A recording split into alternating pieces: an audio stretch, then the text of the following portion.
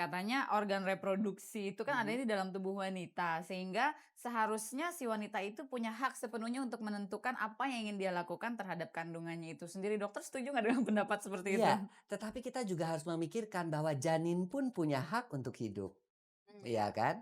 Itu yang disebut dengan hak janin ya. Jadi dia juga punya hak untuk hidup dan untuk dilahirkan gitu loh. Jadi sama-sama ya, wanita mempunyai hak dengan organ reproduksinya, janin punya hak juga untuk hidup.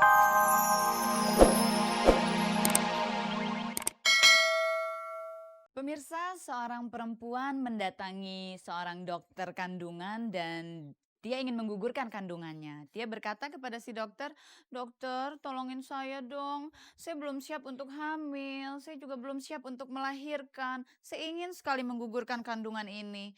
Kemudian si dokter berkata dengan tegas, "Tidak, seorang dokter tidak diizinkan untuk membantu pasien menggugurkan kandungannya." Tapi kemudian si perempuan itu menjawab lagi, "Saya betul-betul belum siap, dokter. Saya harus menggugurkan kandungan saya."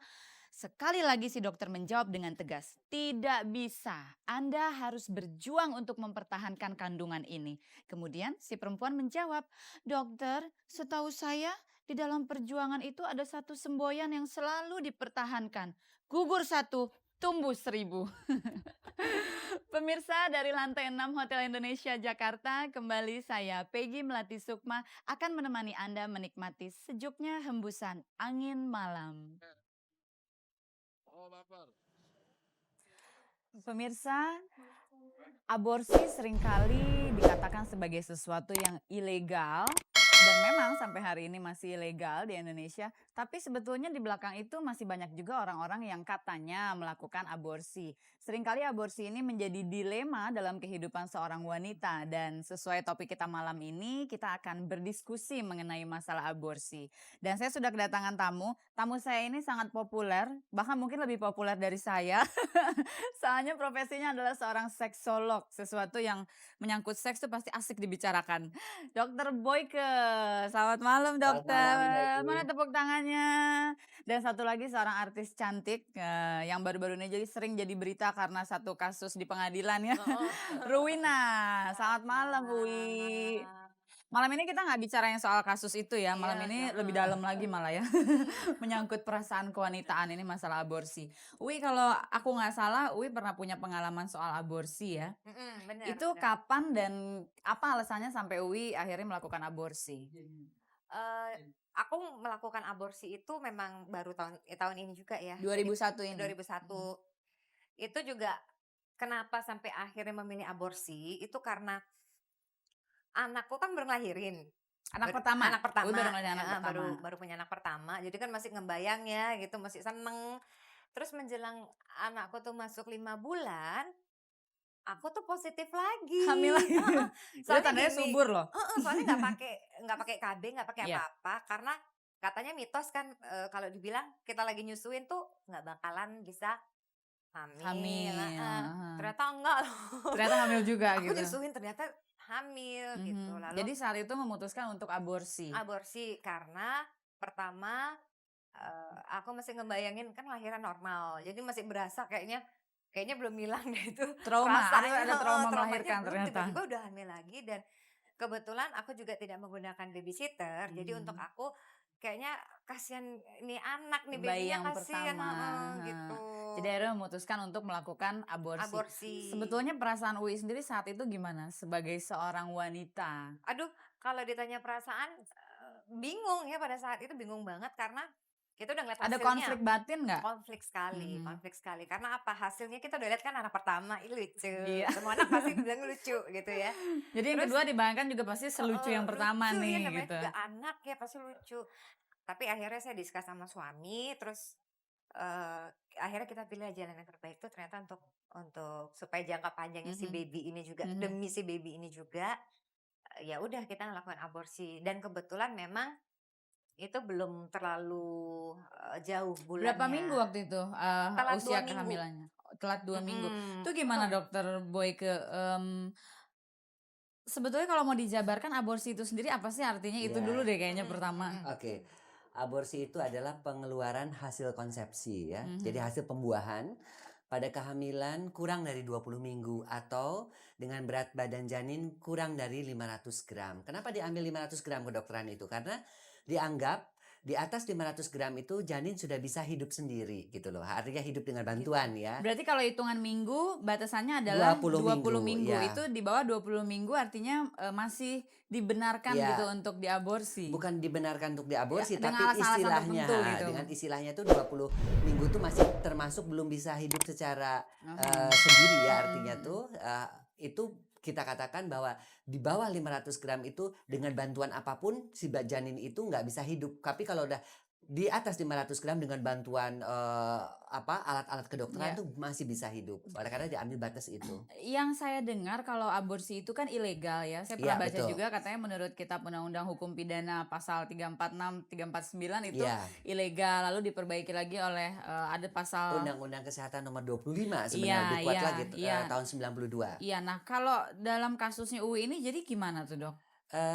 Sebenarnya itu dikatakan sih melanggar undang-undang ya. Bagaimanapun juga undang-undang itu menyatakan bahwasanya hanya boleh dilakukan atas indikasi medis. Kalau kehamilan itu mengakibatkan si ibunya meninggal.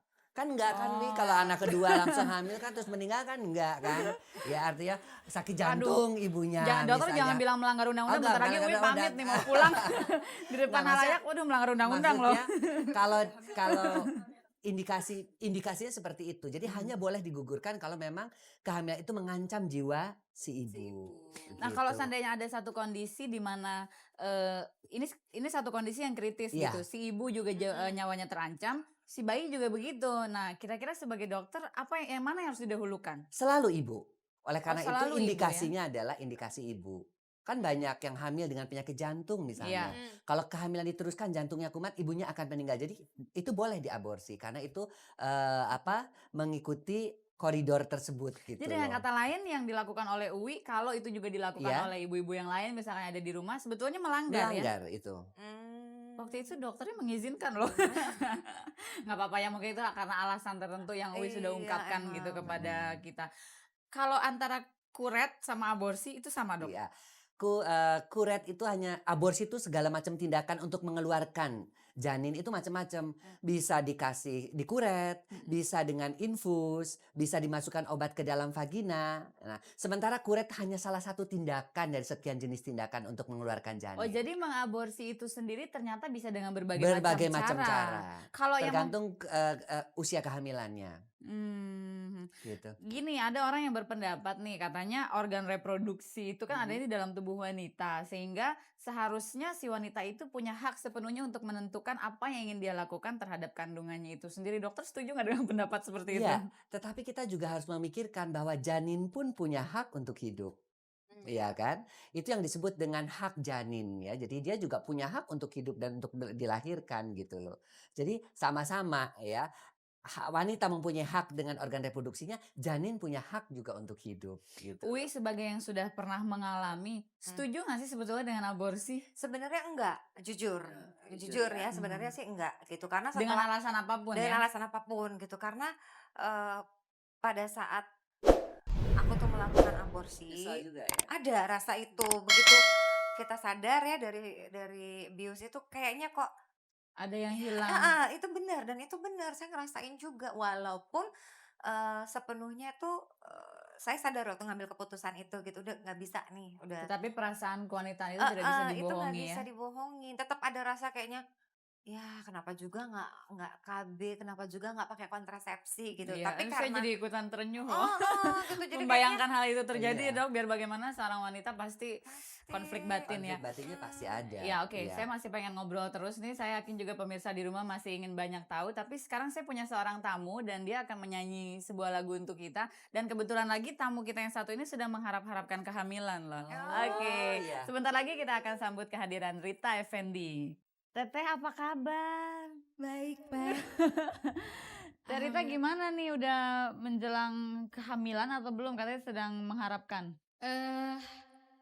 Sedang berusaha. Mudah-mudahan secepatnya ya. Berusaha tapi ya kita serahkan kepada Insya Allah kita ikut mendoakan ya. Teh Amin, Rita amin. termasuk yang setuju dengan aborsi atau tidak? Oh enggak, Sangat kasih tidak aja setuju. ke saya kalau Oh.